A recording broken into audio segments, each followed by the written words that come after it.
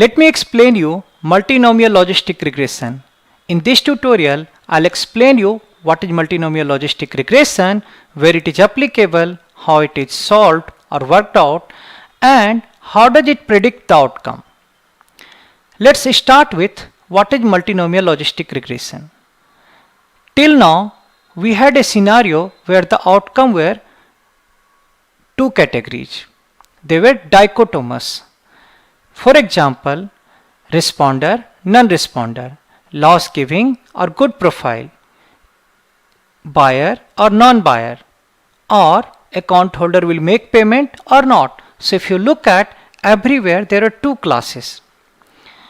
But there are situations where you have more than two classes. These situations are called polytomous, multi-class, polycotomous, softmax. These are the various names given to this kind of situation. This situation has dependent variable which is taking more than two possible outcome, and they are nominal variable. What is a nominal variable? Where there is no particular order. You can't say this is more than this. And we need to use independent variables to predict the outcome. Let's see some examples. So here is the situation where it is all about which stream will be chosen by students after their graduation. So dependent variable is major or stream, and these are the options: science, arts or commerce. There is no particular order here. You can't say science is more or arts is more or commerce is more. These are nominal variable. There are more than two class, and that's where is the situation is as simple as multinomial. You can have many kind of independent variables here, for example grade, mathematical aptitude, IQ, and probably even parents profile. Another example can be that which ice creams will be chosen by kids. So you have various kind of ice cream, probably vanilla, strawberry, chocolate, and there can be several independent variables, for example age, gender of the kid, etc. So again, by using these, you are trying to predict which kind of ice cream will be preferred by a particular child or particular kid. Another example, which cuisine will be chosen? You have multiple kind of cuisine, for example Italian, Chinese or Middle East. Which will be chosen by someone? Again, there is no particular order, and you have more than two classes. Now let me explain you how will you solve it. So I am going to explain first the simple approach where I'll explain you to make K models for K classes. And these will be like a set of independent binary regressions. Let me show you how. So you are essentially converting a multinomial into many binomial. For example, let's say if there are three classes A, B and C.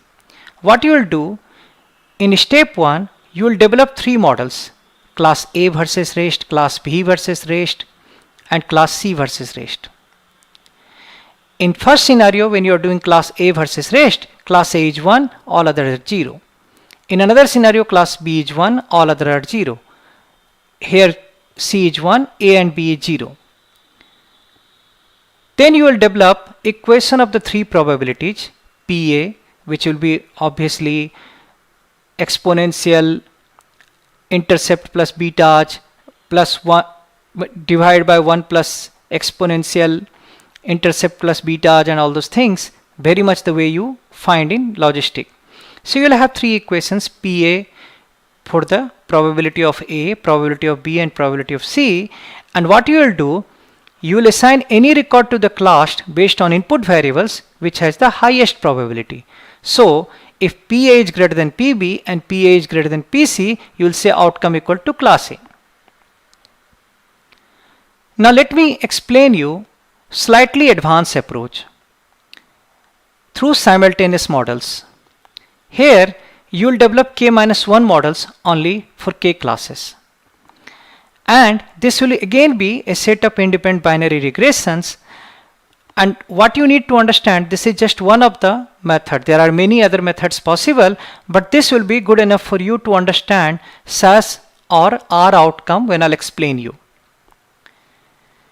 So let's see it in context of logistic regression. What you do if you have two classes, let's say A or B, you develop one logistic regression. So essentially when two class, you develop one model. You develop something like this: log p by 1 minus p, a plus b1 into x1, b2 into x2, something like that.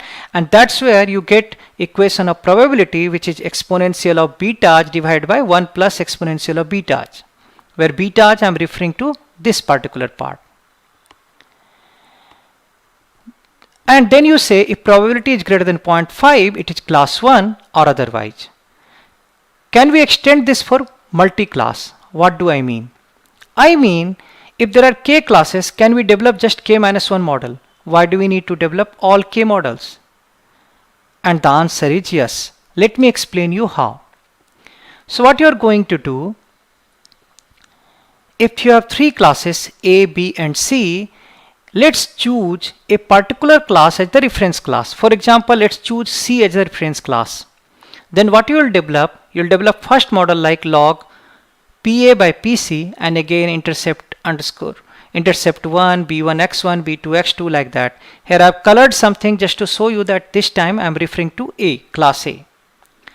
Let's call this whole part as RHS underscore A. So this is RHS A, intercept underscore 1 plus B1 into x1, B2 into x2, all those things. In that case, PA by PC will be exponential RHS A.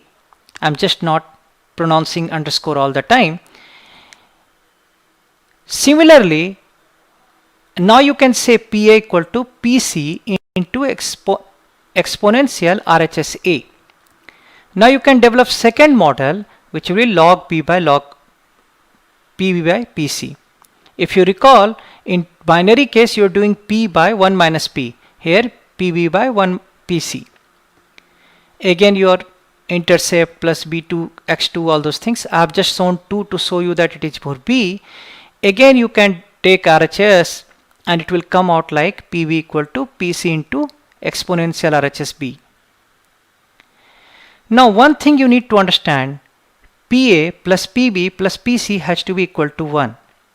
So that way, PC into exponential RHS A plus PC into exponential RHS B, which is this part, plus PC has to be 1. Now you can take PC from all of them. It will give you an equation like this: 1 by 1 plus exponential RHS A exponential RHS B. If you look at in 3 class, you develop just 2 model, first and second, and you got PC. The moment you got PC, you actually got PA also, because PA was PC into exponential RHS A, so it will give you this kind of equation: PA equal to exponential RHS A divided by 1 plus exponential A RHS A exponential RHS B. You are getting PA and PB. And in fact, if you think of, you can extend this technique to K classes. So for K classes scenario, for PR Rth group, it will be exponential RHS A, 1 by exponential RHS A, RHS B, all those things. And it will go to K minus 1. Like if you look at in case of ABC, it went till B only.